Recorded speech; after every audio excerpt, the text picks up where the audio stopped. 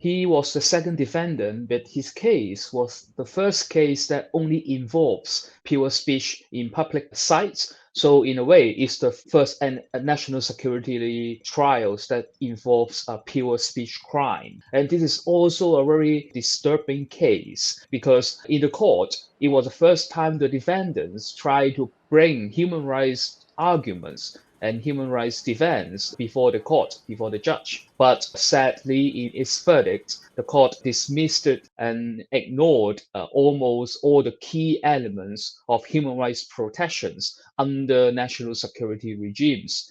Hong Kong is a signatory to the International Covenant on Civil and Political Rights and the Johannesburg Principles on Free Expression.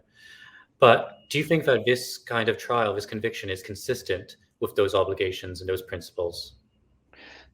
The International Covenant on Civil and Political Rights is still applicable in Hong Kong according to Article 39 of the Basic Law, as well as Articles 4 and 5 of the National Security Law.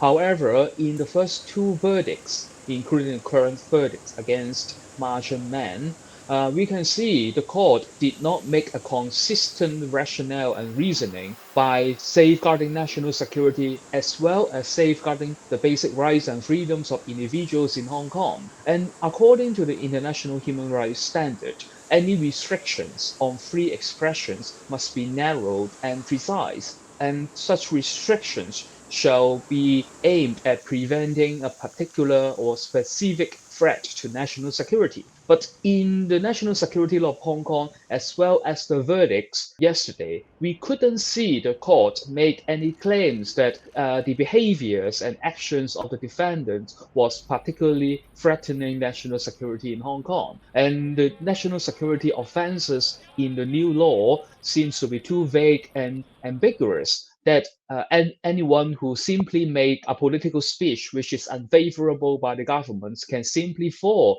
into incitement now.